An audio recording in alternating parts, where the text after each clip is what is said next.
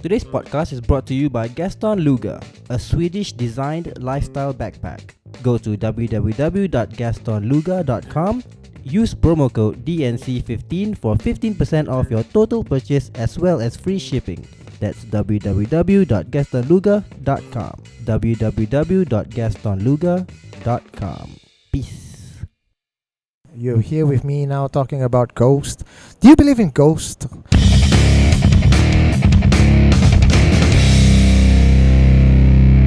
People who are listening right now, they're probably skeptics or doubters or people who not gonna believe whatever conversation that we're gonna have. Yeah. But just keep an open mind. Okay. That's a very good intro to get your audience to get into the mood. Hey, everybody listening into this podcast. My name is Eugene Tay. Not many people who have heard of me or seen me around, but I do many things from education to now I'm very involved in cryptocurrency and blockchain. But one of the other darker side of who I am is for a long while I've been dealing with the dark side. Stuff that people don't usually talk about, in civil society. No one goes around talking about ghosts and spirits because people think you're crazy.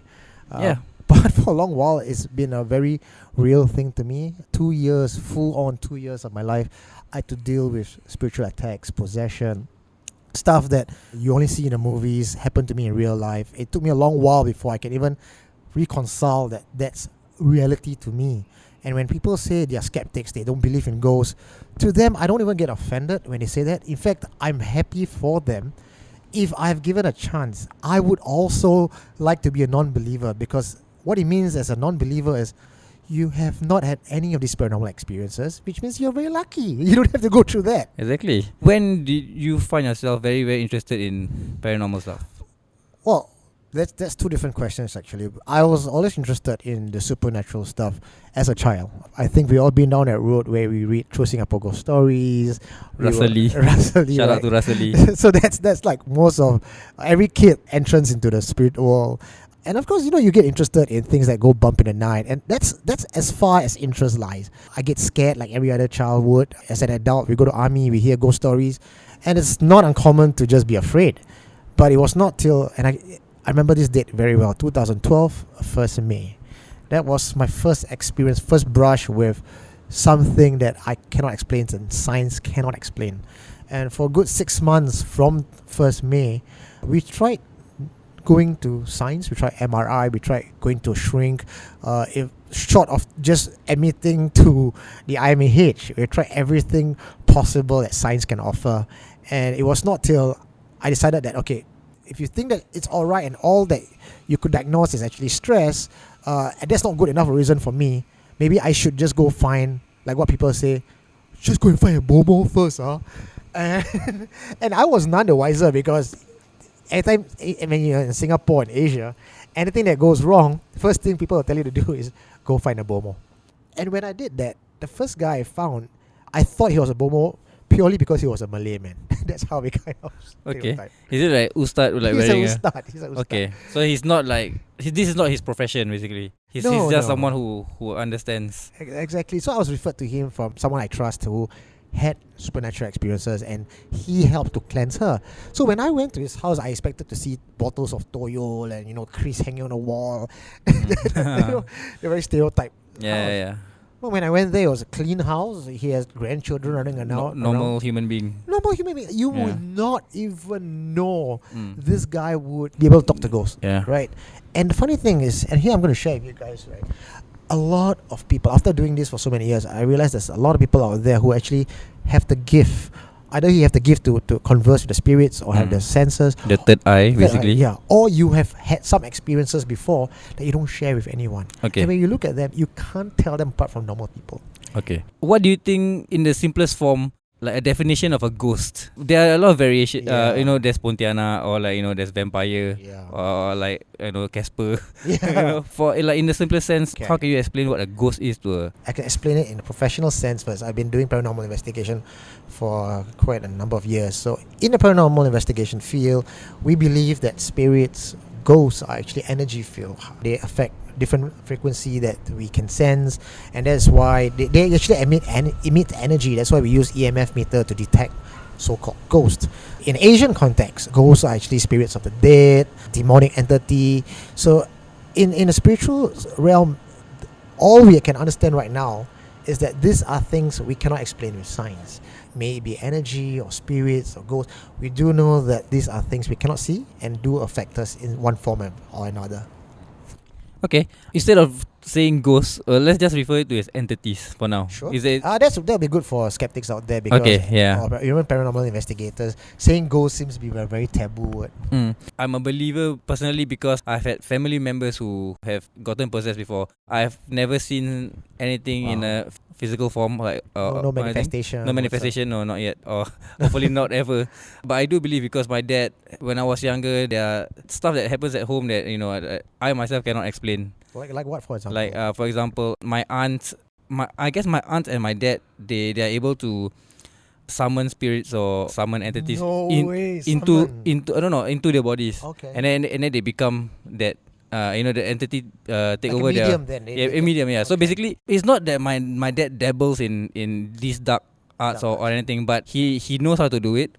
And the only times he's ever used it was to cure someone who was possessed or was a particular illness and he doesn't know how to cure it. What's your heritage like? Boyanese, right? Yeah, Boyanese. I thought so. Yeah, I thought so. It comes with a family line, right? But he. Every time I ask my dad, he always beat around the bush, and he never really. He just tell me, "Oh, you just pray 5 times a day. That's enough." He says that you don't need to learn all this because it's not something that you should practice. Boyan mythology, right? This is passed down from father to son. So even if you don't practice it, you have it in you. It's just a matter of time the powers manifest itself. Okay. Before you start sharing your story, I'll share my personal experience. So this was very, very recent. I think about well over 2 years ago. So I woke up and I heard screaming outside my door. And it was my mom ushering my sister into the house. This was in the morning. This was in the morning, and my sister was screaming frantically. It wasn't her. My sister was screaming, and she was just not herself. And my mom called me and said, "Call your dad." And it was a slow motion thing where I see her mouth moving, and I couldn't understand what she was saying. Like, "Call your dad." So I proceeded to call my father. Somehow my father, he was aware of it. I think something happened the day before. They didn't explain to me or anything. So my dad took the cab home. So all this while, my sister was screaming in a Malay language. And my mom was with a friend who was asking her to recite verses. And for a period of time, it did calm her down. I live on the second floor. I can hear the taxi arrive. My sister started to get frantic. I think the thing somehow sensed my dad. And sure enough, my dad came home. He took whatever that was in control of my sister out of her system. And then everything went back to normal. There was someone around to spite my sister. Yeah, my sister is engaged to marry a man, and then that lady, I think, out of spite, wanted to put a curse on my sister or something like that. So yeah. Well, that's quite a classic story, man. Yeah, but I did ask my sister, what do you experience? And she said that she was aware of what's going on, but she had no control of her body. Like, she could see, whatever body parts of her is moving is not her control. It's like someone took over the driver's seat. Yeah, so apparently the day before, she actually got possessed. Before this story that I told, the day before she got possessed at the mosque. My goodness. Yeah, which is like, I thought like the mosque is like the furthest place sacred place, like, so she got possessed at the mosque, and luckily the people there knew my dad, so he came over and drive the thing out. But now she's happily married and living peacefully with her husband. This kind of stuff don't just happen overnight. It's almost like she must have touched some things. Yeah. Someone must have given her something, or even if you planted some of the stories, similar stories, that people actually plant something in the house outside. Do you find anything like that? No, for me, I didn't want to go too much into detail because it was spooky enough going through what I just as a third person. It's very funny to say it's spooky. Like a lot of people I know who says they don't believe in ghosts, but when something ghostly happens, they get scared. So I've never quite reconciled the fact that if you don't believe in ghosts, why should you even be afraid? My friends who are non-believers, I feel like it's not that they don't want to believe, but it's like, for example, I'm saying, hey, you're actually not a boy, you're a girl. Like changing the whole paradigm of your whole universe. It's like you can't just do that. I understand that that I it's think scary. That scares people more because you are now having to accept something that you believe otherwise. Exactly. So to me, you can't blame people to not believe and all that. Okay, so let's start with you. Pretty sure you have many ghost stories you share. I've seen a bit of your YouTube videos, which is scary as hell. The one where you dared the entity to absorb a torchlight battery, a full torch battery. There's You a know, and all Golden that. Mile case. Golden Mile we had case the and all East that. Coast Park. I had a lot of personal first-hand experiences. Okay. Things that I cannot explain. And on hindsight, now that I am a family man with a kid, I don't do all this anymore because you just don't want to bring anything back. No matter how careful I was, actually, there's one point of time after I sort of retired paranormal investigation, 2 years after that, and I just happened to be in a place where they were giving blessings, and it was an office. The spiritual man came down to actually bless the office, and I was not even aware that there was a spirit with me because I stopped investigating for 2 years. And then he looked at me, he said, "Can I talk to you?" Right? He's an Indian guru, smattering of English. His assistant is helping him to explain, and he said, "Have you been to any place recently where a girl has died?" I said, "No, I would know if a young girl has died," right? And then she described her. She's burned and she's bandaged on her face, and that's where my goosebumps start to pop up. And I recall 2 years prior to that, I was helping somebody else trying to exorcise that entity out of her, and I thought I was successful because the girl was no longer haunted and the entity was gone. Little did I realize it was actually in me all along. And most times these spirits don't manifest themselves. Like you maybe not you, but like some of us were walking around and we say, "Oh, it's bad luck, we've always falling sick, we can't hold on our relationship, our job is always sucky, people always hate us." Sometimes, and this is a very Asian belief, that you have a spirit attachment on you, and that's why things don't go well with your life. It's very interesting that you say that because I listened to this podcast recently. Actually, this podcast, the reason I wanted to do podcast, Okay. it's called Talk is Jericho. You know, Chris Jericho, the wrestler. Jericho. Chris Jericho, he has a podcast. Most of the time, he interviews wrestlers, but sometimes he interviews people who are not wrestlers. And one of these people that he interviews was someone with a sixth sense who can actually see entities. Her name is Rachel Stavis. The podcast is very interesting. You can just YouTube Rachel Stavis, Talk is Jericho. She explain it eloquently, scientifically, I guess. So she explains that a lot of these entities have frequencies. For example, to exercise an entity out of a person, some entities dislike certain frequency, and maybe some herbs or some oil contains these frequencies that these entities don't like, which is why you can see these bomos have all these components they use to drive the entities out of the person. And she can actually, for what she says in the podcast, that she can summon higher beings and all that. So which is very impressive. Going back to what you said earlier, these things feed off of you. For example, depression. When you are depressed, you emit a certain frequency. Definitely. When you are happy, you emit a certain frequency, which is why these things latch onto you. It's easier for these entities to latch onto you if you are depressed or if you are a very negative person. You have a certain habit, or I would say obsession. Because when you're obsessed, you actually emit a very strong energy. Yeah. The thing was, it sounds funny now when I'm talking about it because it happened so long ago, but back then it was very real to me. And I spoke to some of these entities myself.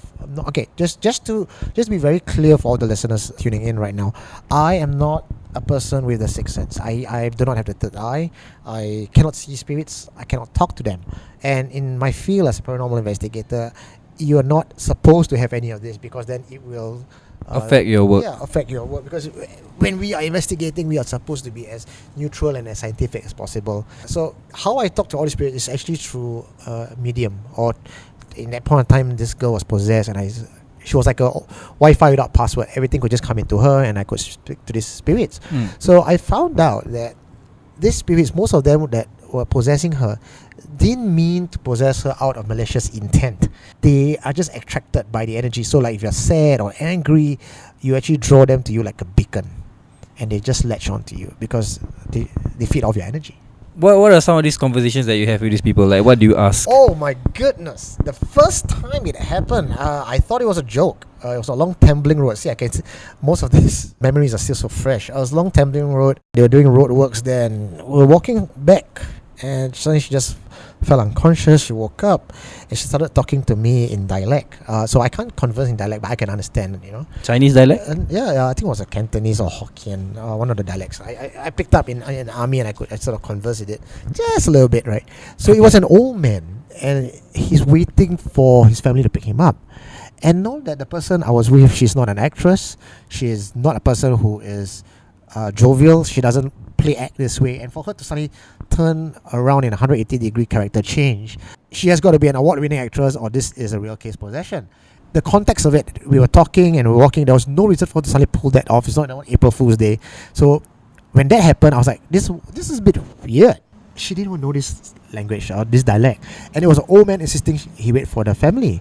And so I said, your family is not here. And I mean, after a while, I realized the spirit, right? So the family is not here. You gotta go. And he started sobbing, and he left. And then she woke up, totally no recollection. And then there's another time where she just walked, because something possessed her. She walked to a tree. She said, my house is here, my house is here, my house is here. And when I started talking to the girl, I realized that it was the spirit of a girl who died in this place many years ago. And she was pointing out kampongs and railway tracks and stuff. And when I did a little check on the location, actually those places, what she said really existed back in that time. Again, if you ask me, is this all made up? Could this be some form of science behind it? It's very hard to say, because I've seen things and experienced things that I can't explain and science can't. Or at least not yet, for that matter. And it's not just people. I think these entities can latch on to buildings or places as well. That is more of residual energy. Like if someone jumped off this building right now, okay, then the moment before the death, where the spirit is released, that a large energy is released from the impact and the sudden death, right? Okay. Will put an imprint on the building. So sometimes, and this is what people always believe, like when you see someone jumping off, or a apparition jumping off the building, it's not exactly a ghost, it's not a haunting, it's just a imprint of the energy repeating itself over and over and over again. There is something called haunting, there's an intellectual haunting, and then there's demonic entity. So it's not just like one type of ghost, no. or like one type of entity. There's a lot of different types of entity. Correct. Okay, but you said that your senses are more tuned because you've been in the field for very long. Yeah. When you go into a room, and how I would interpret it's different from everybody. So how I would interpret the senses is, when the air feels very dense, it's almost like I'm wading through water. Right? There's something in this place that's thick. The air is heavy. It's hard to breathe, and I get a little bit.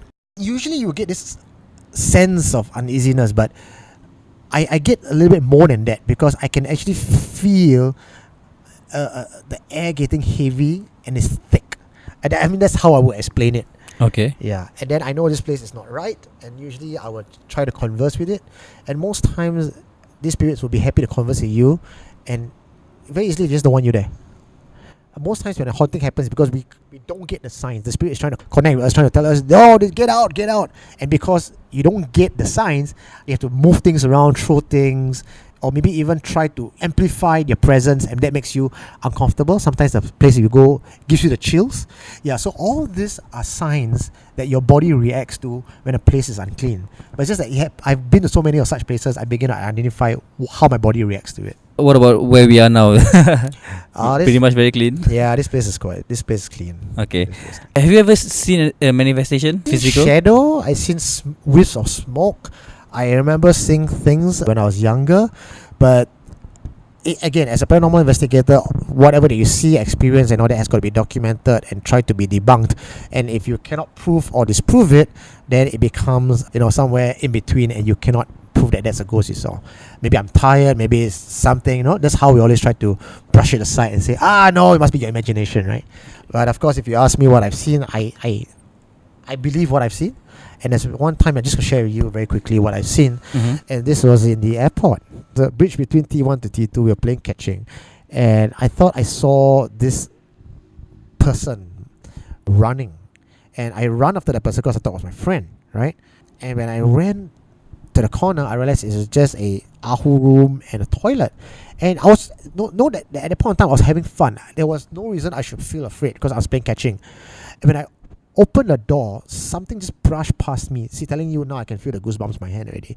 And a sudden fear overwhelmed me.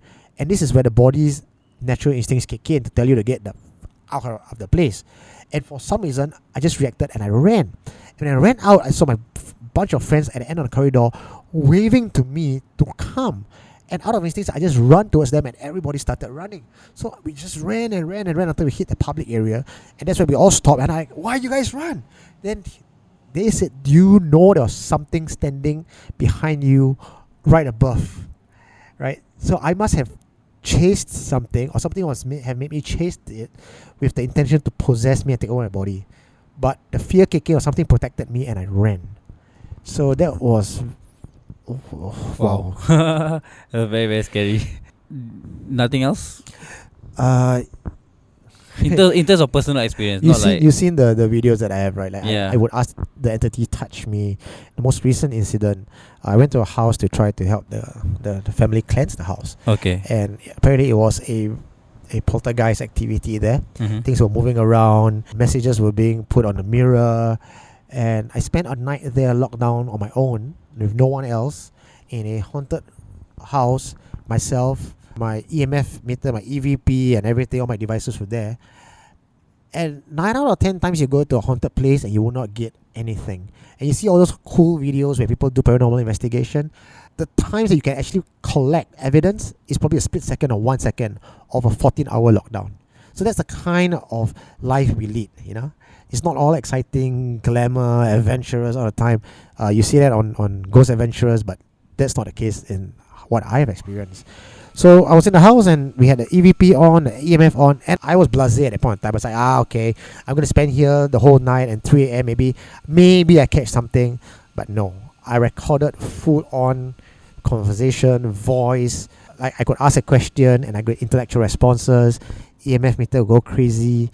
And I remember this, I said, show me that you are here.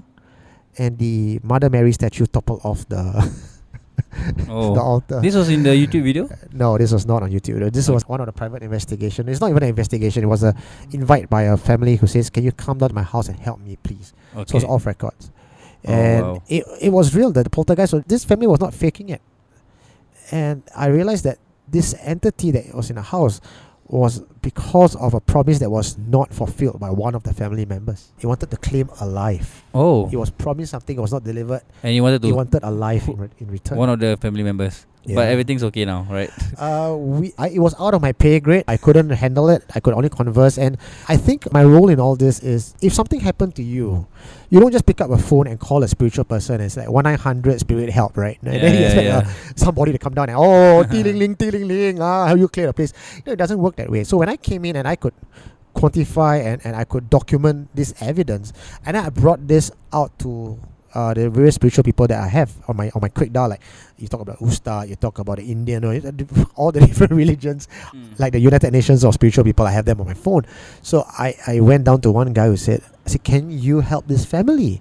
And he's actually from a Topekong religion. So he came down, he brought his dagger. He's also a bit Tibetan, and he sort of cleansed the place. He pegged it down. He sort of cut a deal with the thing. And for some reason or another, we sort of offered him. We got the family member. We finally found out who it was, and I sort of questioned him.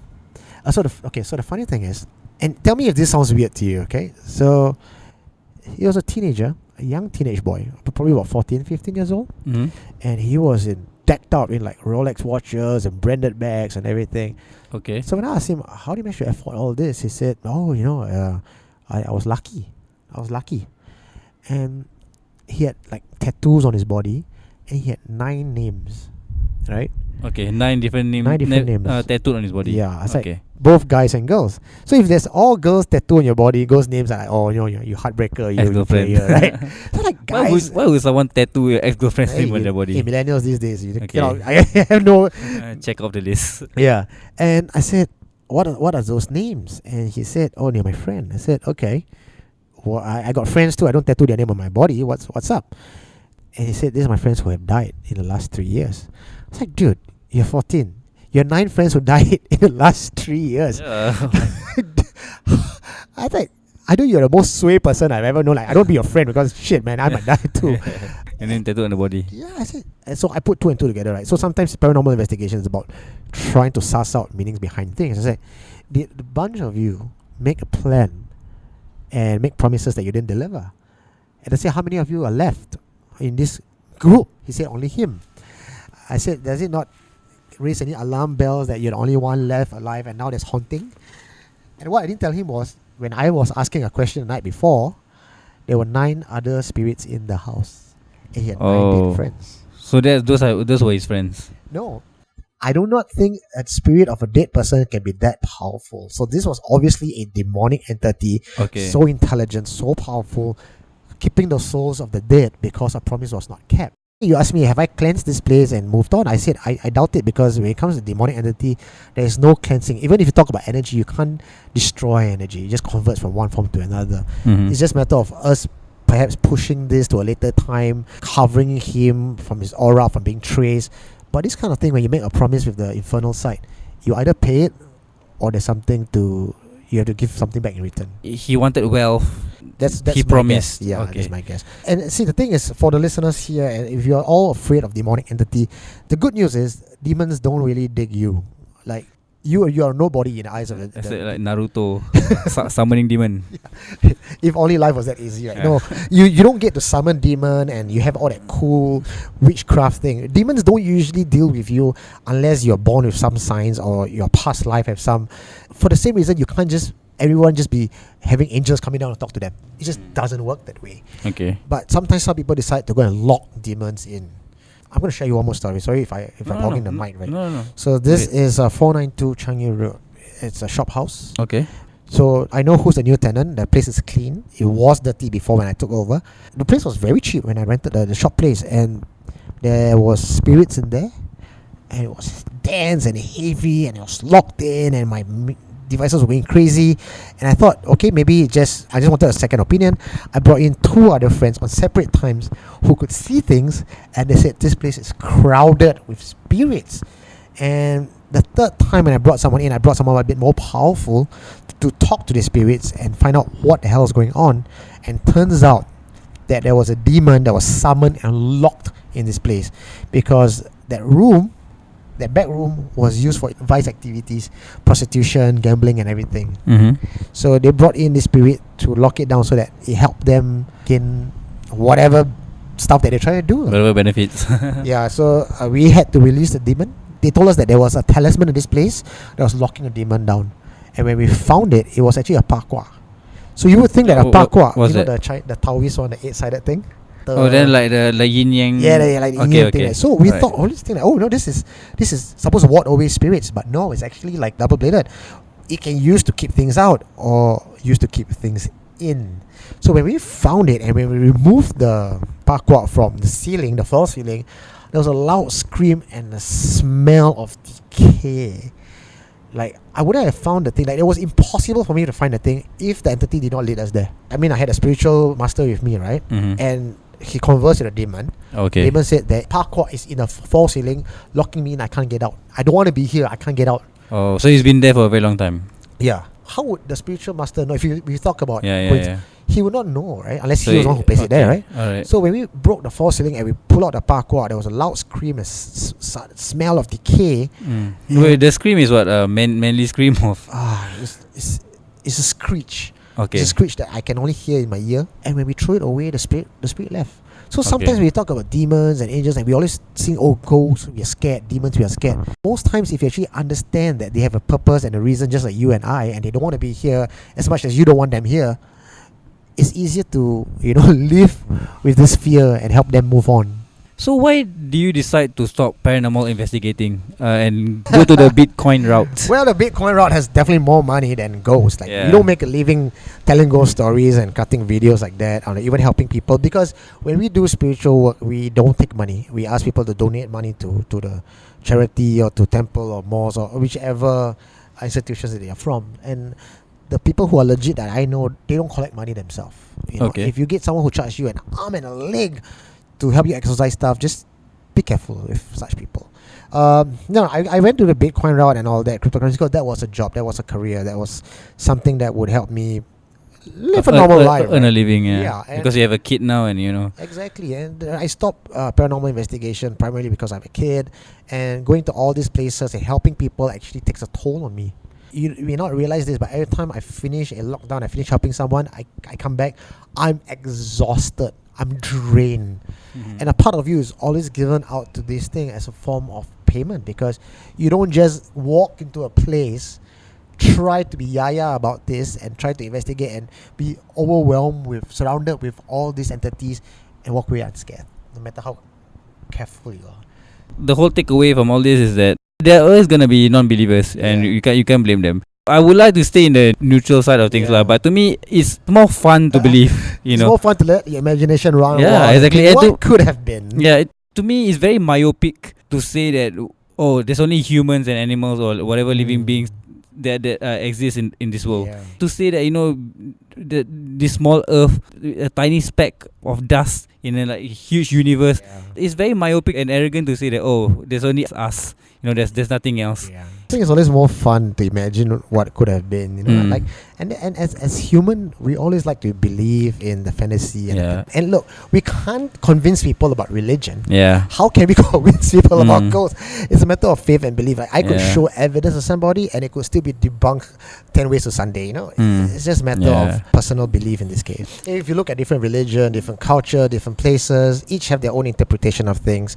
I think at the end of the day, the bottom line is what helps you sleep at night, what helps you explain stuff so that you can explain the fear away.